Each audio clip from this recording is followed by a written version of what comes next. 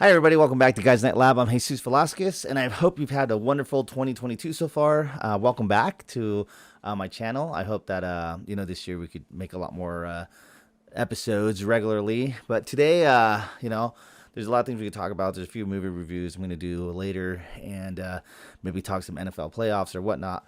But today's episode, we're going to focus on some legacy of some celebrities that actually passed on. We have a few that passed away. Actually within the last few weeks. And so we're going to start with the one that died not most recently, but the one that died first or passed away was Betty White. And so if you don't know Betty White, well, I don't know if anyone does not know who Betty White was, but she was from Golden Girls. She did a lot on Saturday Night Live. She was on Mary Tyler Moore. She was on a new show recently, possibly, I think, the last decade or so, on a show called Hot in Cleveland, I think it was. I never really saw it, but if anyone's around my age, like anywhere between like their 30s and 40s, we remember her as Betty White from the Golden Girls.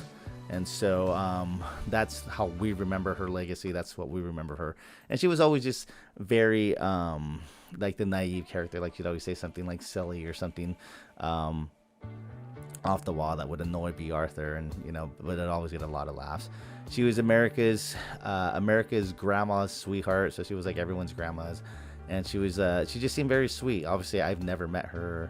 I don't know if a lot of people have ever met her. I'm sure maybe just a handful of people maybe that are not in this industry have met her, and I'm sure that there was just a lot of things about her that were probably really sweet and nice. So she died on New Year's Eve 2021, a few weeks shy of her 100th birthday, but Betty White will be missed. So, Guys Night Lab, remembers Betty White. Another person that died right after Betty White, which was a shock to all of us, and this is a big one, was Bob Saget. And if you don't know who Bob Saget is, he was, America's dad. He was on Full House, and if you didn't grow up in the 80s and or 90s, then you wouldn't know or appreciate Bob Saget as, most of us did. And a lot of us knew Bob Saget as Danny Tanner. And we also knew Bob Saget as the guy that hosted America's Funniest Home Videos. Bob Saget was always, you know him as Danny Tanner and America's Funniest Home Videos.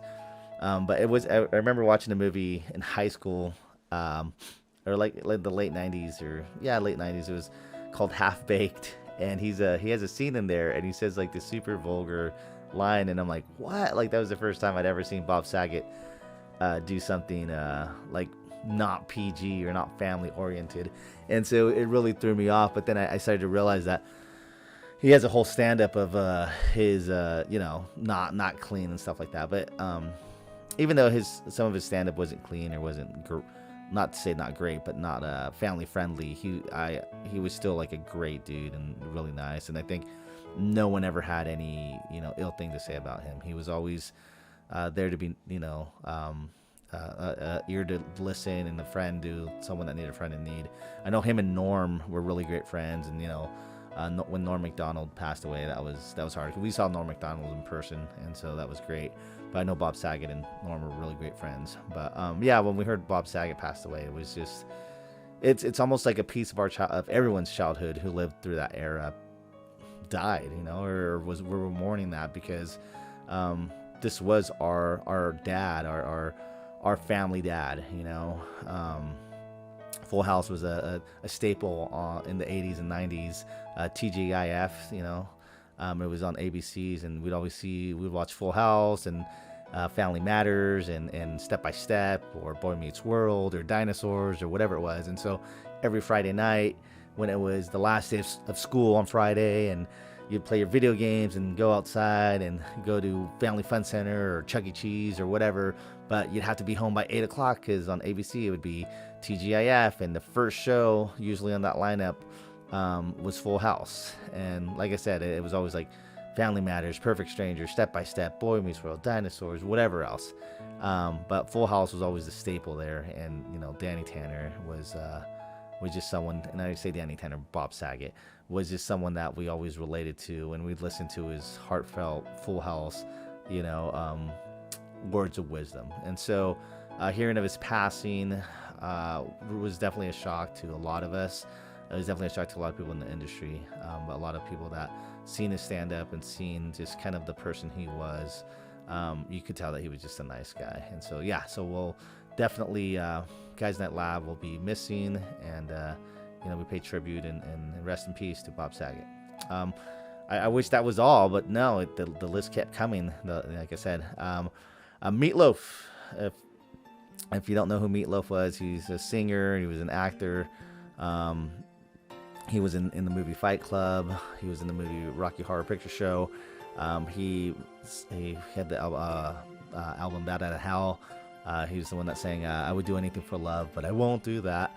I know my sister and I in junior high, we got really into his song, the Objects in the Rear View Mirror or whatever. Like, I just remember he had like a 17-minute like music video, and we're like, what is this? This is insane. So that was my first exposure to Meatloaf.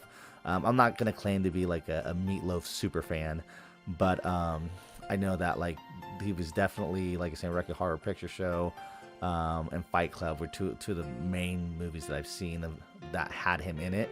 And they're both great movies, and he has great parts in it. And like I said, certain songs that he sang definitely are in my playlist. But